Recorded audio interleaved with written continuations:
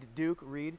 Congratulations. Thanks a lot. They all feel good, I imagine, when you end up with the trophy at the end. Your mantle's getting a little crowded at this point, but there's always room for one more. Exactly, and you can always just buy a bigger mantle, I suppose. But in this tournament, as you often do, you just decided, you know what, I'm done playing what's good, or what's the best, or what's commonly accepted, I guess, as the best deck, especially this morning with Sneak and Show.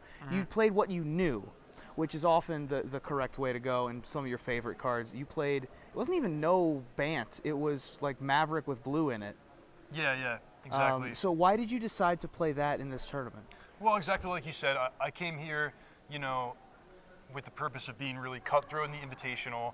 And then when I didn't make the top 8 of the Invitational, I had this tournament. And I'm not to say that I didn't take this tournament seriously or that I didn't try my best, but the point was that I wasn't going to sit here and grind it out for 12 hours after already working hard like all weekend. I just wanted to play something that I knew I would enjoy and have fun with, and you know, hence I picked the Bant deck. Sure, and so this deck is it's basically, it looks a lot like a Maverick deck, but then it has Jace.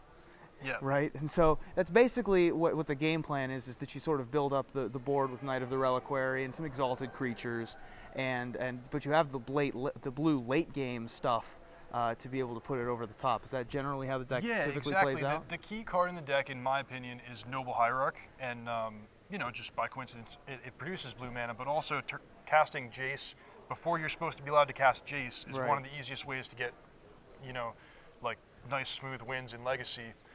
That plus the blue gives you like a number of powerful sideboard options against combo, which is traditionally going to be your hardest matchup. Sure. Speaking of combo, you played Reanimator in the semifinals, which I wrote written coverage for, and there was a very entertaining game 1 that looked like you were just dead. He had a turn 2 Gristlebrand, and you managed to play the game in such a way that you were able to get him for exact damage about 3 turns later. Tell me about that game. Well, I know from my experience playing Reanimator, it's not exactly the same as the other combo decks in Legacy, in the sense that you combo off, you do it really quickly and really consistently, but you don't necessarily win the game 100% of the time that you combo. So what happened was Rob cast Reanimate on Grizzlebrand, lost 8 life. He was down to like, you know, 8 or 7 life or something, and with a deck filled with combo pieces and not that much actual removal or business, what happened was he attacked me a few times with Grizzlebrand, got unlucky in his draw steps, and I was just able to kill him with Knight of the Reliquary. Yeah, absolutely. I mean, when you reanimate a Gristlebrand and then pay 7 life, you're already down 15 at that point, so you don't have a whole lot of room for error, and he unfortunately for him, fortunately for you, it was a stumble a little bit, and you were able to get him for exact damage with an 8/8 Knight of the Reliquary. Yeah, the lesson is never give up. You know, right. You know, who knows what Dryad Arbor and Noble Hierarch can turn into a few turns later. Absolutely, yeah, and that was the early parts of that game, and hanging out with you in the castle, I know that's one of the in Ireland. That was one of the main things that the team members said, is that a lot of people would scoop in situations like that, or you know, try and save time, try and save energy, and not play for the 2.5% of the time that you can randomly pull those games out.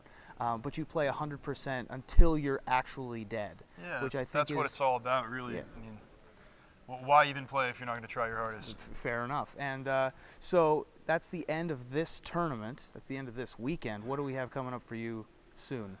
Well, the Legacy Grand Prix on the horizon, and I'll have to, you know, explore some new ideas and maybe see if the Bant deck can hold up to the tough competition that's going to be there.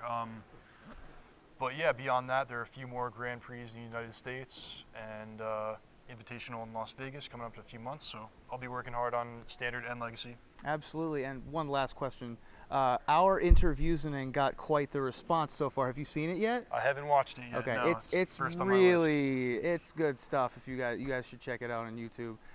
You're especially good in it, and the directing is very good. Shout out to Connor O'Donnell for doing that. It's very nicely done.